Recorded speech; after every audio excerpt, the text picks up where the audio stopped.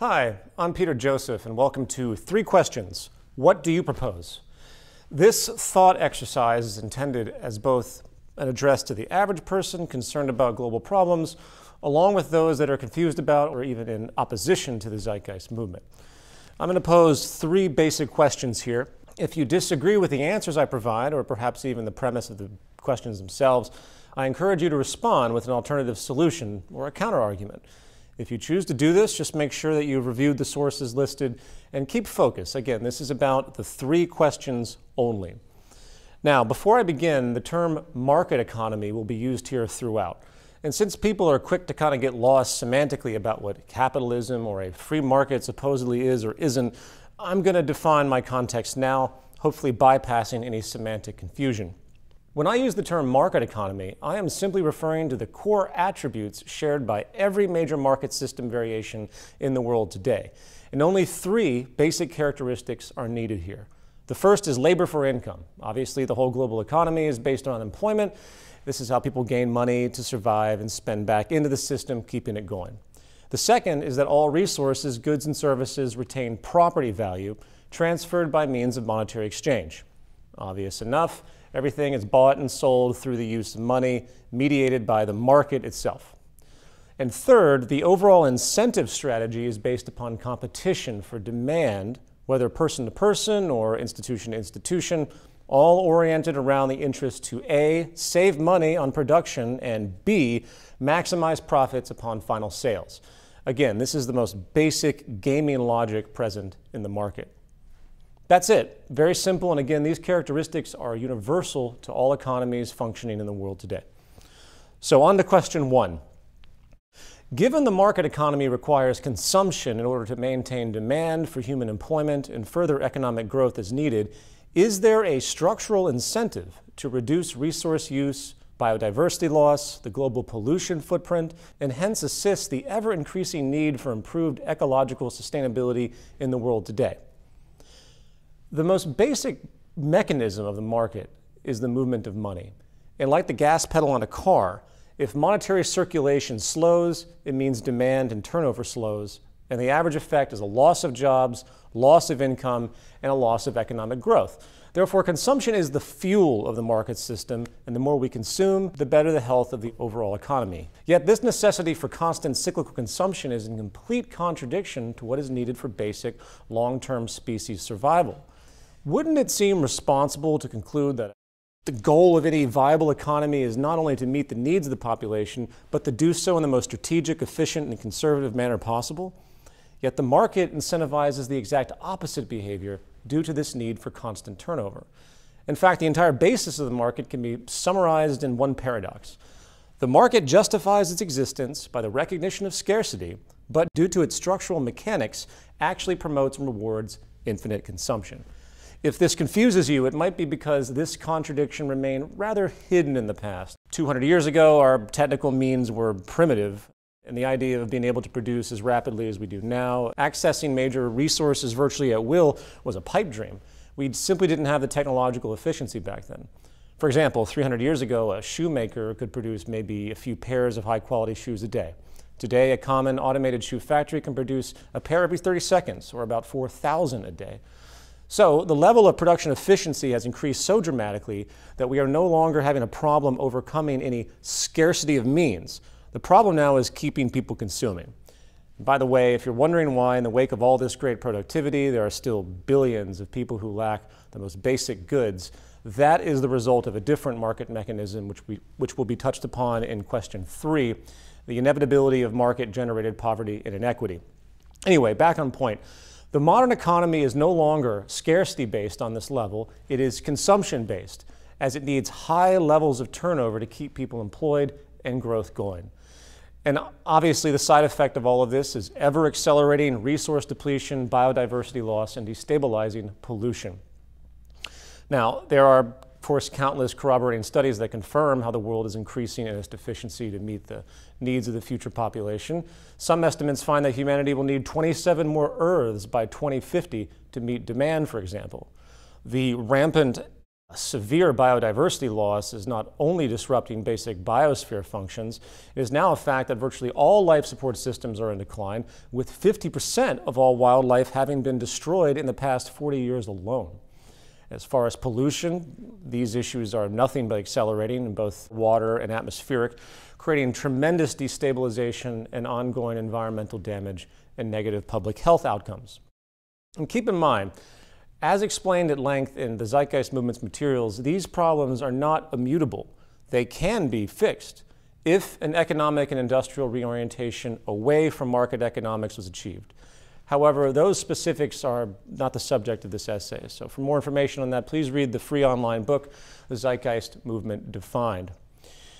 Now, as a final point of evidence, a cursory review of all recent historical attempts to stop overconsumption, slow biodiversity loss, and reduce pollution have been met with virtually a stonewalling mentality by the business community. Of course, there's no mystery to this tendency, because the fact is, acting in a conservative, truly efficient, and sustainable manner is literally the opposite of what the market requires to function in the long term, keeping this profit machine going. For example, America's Environmental Protection Agency has constantly been attacked by interests worried about a loss of income and growth. Just last month, the Wall Street Journal ran the headline, "The EPA's latest threat to economic growth," attacking the EPA for its interest to improve air quality standards. And they're right. If the EPA does push forward, many jobs and billions of dollars will be lost. That is simply what happens when waste reduction and technical efficiency and conservation is applied to this system. If you need a more visceral example, look at what the developing nations are doing as they struggle to gain economic growth and raise their standard of living. It's all being done at the expense of the environment. China's push for massive industrialization and growth has been enabled by keeping low environmental standards, and now it has 16 of the world's most polluted cities. And again, if you look carefully, all developing nations are doing the same thing. They simply can't afford more green industrial methods at this point. As far as resource overshoot and biodiversity loss, perhaps the most clear description of this clash was made in the 2010 Convention of Biological Diversity report. In 2002, 192 countries got together and agreed to slow biodiversity loss, only to come back 8 years later completely defeated, stating, "None of the 21 sub-targets accompanying the overall target of significantly reducing the rate of biodiversity loss by 2010 can be said definitively to have been achieved globally. Actions to promote biodiversity receive a tiny fraction of funding compared to infrastructure and industrial developments. Moreover, biodiversity considerations are often ignored when such developments are designed. Most future scenarios project high levels of extinctions and loss of habitats throughout this century." And of course, why would we expect anything else? Our economy literally has no structural incentive to adjust. There is no direct market reward to preserve resources, habitats, or reduce consumption in general. All it knows is that people need to keep buying stuff, and the more they buy, the better everything is supposed to be. So back to the question I ask again. Given the market economy requires consumption in order to maintain demand for human employment and further economic growth is needed, is there a structural incentive to reduce resource use, biodiversity loss, the global pollution footprint, and hence assist the ever-increasing need for improved ecological sustainability in the world today? The answer is no. There is only the external incentive, meaning the frustrated outcry of concerned citizens demanding for this or that change, which in truth simply won't do anything in the long run. Why? Because it goes against the most basic premise of the market's functionality itself. The only true solution is to overcome the structural flaw, not by fighting it with legislation, but by changing the system. To do that, we must replace the current economic model with one that structurally incentivizes and rewards conservation, true technical efficiency, and overall sustainability. And on a final note, right now it is safe to project that due to this habitat destruction, biodiversity loss, resource overshoot, and CO2 pollution, we very well could be entering a period of what's called the sixth great extinction on Earth. And unless things change rapidly, the next generation will be one of great suffering and disorder. Question 2.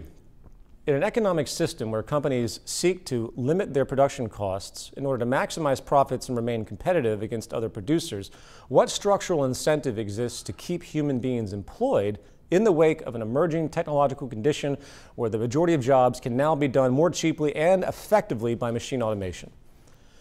The long-standing defense of those who claim there is no problem with machines replacing human jobs is that overall technological innovation will simply balance everything out by eventually creating new human occupations, absorbing anyone who was displaced prior. And while this perspective may have seemed viable given, early periods of slow technological change, the ever exponential advancement of automation potential is now far outpacing the creation of new human-exclusive labor roles. And as the trends show, it is simply a matter of time before it becomes most cost-effective, reliable, and productive in all major economic fields to automate. First, let's consider the potential. Today, there are numerous corroborating studies showing the capacity of automation, including the conclusion that right now, over half of the world's jobs can be mechanized. Second, we need to consider A, the trends of employment shifts by industry, B, the staggering rise in productivity related, and C, how automation costs are undercutting human labor costs. I'll be using the United States as a statistical base, a proxy, if you will, for if it applies to the U.S., given its advanced technological state, then it applies to the rest of the world in the context of trends and potential. Sector shifts. There are three core economic sectors: agriculture, industrial, and service. In 1870, about 75% of Americans worked in agriculture, while today it's about 2%. Why? Well, there certainly hasn't been a loss of agricultural demand, right? And while food imports in the U.S. have grown to about 17%, that obviously doesn't balance the near 98% drop in its related employment sectors since 1870. And neither do increases in textile, fabric imports, or the like. This drop is almost entirely a result of machine automation. Where did the jobs go? The industrial sector and the service sector. U.S. industrial labor reached its peak around 1950, dropping from almost 40% to about 20%. Why? Well, the common assumption is that globalization and labor outsourcing and manufacturing is the cause. And while there may be short-term and regional relevance to this, on the global scale, in the long term, it is completely irrelevant, as virtually all nations, especially the developed nations, are experiencing the exact same trends. The reason, hence, is the same as with agriculture: technological application displacing human labor. Now we come to the service sector. Today, over 80% of jobs exist here. It's been the safe zone, given this kind of work is less physical and more about mental focus and thought. It's more versatile and difficult. And up until the late 20th century, the idea of thinking machines and advanced machines that could replace these variant labor roles was pretty much deemed science fiction. Yet, this sector is now quickly being threatened due to the exponential advancement in programmable intelligence and robotics. Bank machines, automated phone systems, point-of-sale kiosks, processing programs for general software, restaurant automation, automated transport, of course. If you can think of it, someone is working to automate it. And just like agriculture and the industrial sector, the use of automation is also ensuring A, higher productivity, and B, lower costs for the businesses. Trend statistics prove this without a doubt. A, productivity. Human employment is now actually inverse to productivity in most cases, meaning that in all instances of automation, it not only removes jobs, it actually increases output efficiency. Here is a classic chart example from manufacturing. The blue line is the increase in production, and the red line is human employment. It's a staggering diversion. B, as far as cost reduction, what needs to be understood is that all technological innovation is now becoming what's called information-based. Whether it is literally the digital programming, such as a program running a machine, or the very process of creation of the physical machine itself. And what is the developmental trend of information-based technology in the 21st century? Exponential. And this is not only relating to the advancement of technology itself, making things smaller, stronger, and more powerful, it also reduces resource needs, and the cost of emerging technology invariably becomes cheaper. As a classic example, this is why the chip in a common cell phone is thousands of times more powerful and thousands of times less expensive than the supercomputer of the 1970s. Hence, it is simply a matter of time before a great many of currently out-of-reach automation tools, such as thinking, cybernated robotics, can perform virtually any basic human role and become so affordable that not to automate becomes a detrimental business decision. And by the way, if you're one of those techno-capitalist apologists that says this price decrease in cost will simply make consumer goods that much cheaper as well, and therefore compensate for the loss of income generated by the use of automation, you're overlooking one critical function of the market system. The market needs scarcity to function. Abundance has no role in market mechanics. And the profit structure itself does not view reducing costs as a means to simply increase affordability of the end product in and of itself. It does it first and foremost to increase profits. The only reason you see the price reduction is because of the competition occurring in an industry as each company works to one-up each other's cost efficiency basis via similar methods. The point being, regardless of how cheap things become, at some point, the consumption deficiency resulting by the number of people unemployed by automation will override whatever degree of affordability is being generated by the lower cost products created. It is inevitable. And keep in mind, and this is really critical, all it takes is 20 to 30% human employment to completely destabilize society into disorder and outrage. That's it. So the question isn't, will we automate everything? The real question is, at what point will the cost efficiency of applied automation produce just enough unemployment to cause social destabilization and a debilitating loss of economic growth? So I ask again, in an economic system where companies seek to limit their production costs in order to both maximize profits and remain competitive against other producers, what structural incentive exists to keep human beings employed in the wake of an emerging technological condition where the majority of jobs can now be done more cheaply and effectively by machine automation? The answer is that there isn't such an incentive, at least not structurally. Some kind of general incentive may exist given the common sense awareness that people do need jobs for the market economy to function, but that recognition implies that employers would bypass such cost savings and efficiency and safety increasing technology just to give people jobs. The reality is that if a business has the choice between a human and the machine is more productive and affordable, they will choose the machine as per market logic every time. If they didn't, they would lose a competitive edge, as one of their more ruthless competitors certainly will make that move. Therefore, the only true, logical, and responsible solution in this scenario is to remove the labor for income system itself, hence removing the market and evolving to a new kind of economic interaction. Question 3.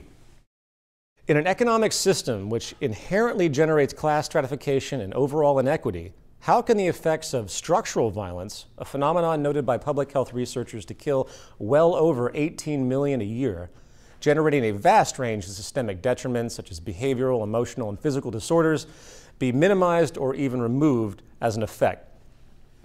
Many today talk about the horror of unnecessary death and suffering, from dramatic accidents to psychopathic behavioral violence to historical genocides, wars, and other atrocities. In this, we might notice a kind of moral relativism in what society prioritizes as most condemnable, most often highlighting visceral human versus human behavioral violence rather than taking a more objective view.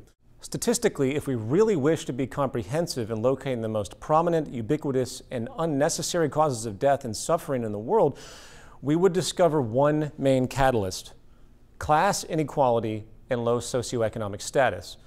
Class inequality and low socioeconomic status trump every other form of violence and public threat, hands down. The leading cause of death on the planet Earth is relative and absolute poverty, period. Every single year, the near equivalent of 2 Holocausts, nearly 20 million people are killed by the inefficiency inherent to the market economy and its mathematical inevitability to create large class divisions and resulting human deprivation. In this, there are 2 types of deprivation to note: absolute and relative. Absolute deprivation is what the billion people currently not getting their basic nutritional needs are experiencing. This kind of deprivation is about basic physical needs not being met, and hence the manifestation of sickness and premature mortality due to a lack of resources and options. Relative deprivation has to do with the mental, emotional, and physical disorders that result from the stress of simply existing in the lower tiers of a wealth imbalanced society. For example, numerous studies that compare public health outcomes from one country to another based on the level of inequality in that country have found that those with the least amount of behavioral violence, the least amount of general crime, infant deaths, drug addictions, heart disease, many cancers, obesity, high blood pressure, low life expectancy, depression, general mental illness, and other reduced problems also have lower wealth inequality by comparison.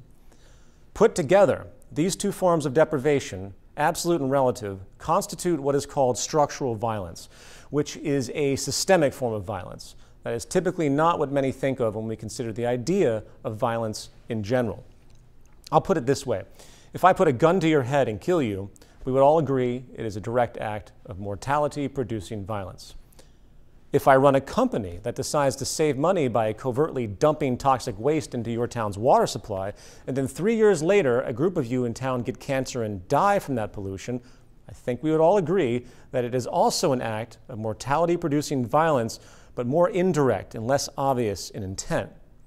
Likewise, it is now well established that people with low socioeconomic status are much more likely to die of heart disease than those in upper classes. It is a known fact that the toxic condition of simply being poor, both in absolute and relative terms, manifests this disease amongst many others. And yet, when people do die as such, rarely does someone bring up the idea of indirect violence, or more accurately, structural violence. Why? Because the outcome can only be measured by statistics across a population and not deduced from any singular case. So it's counterintuitive to our education.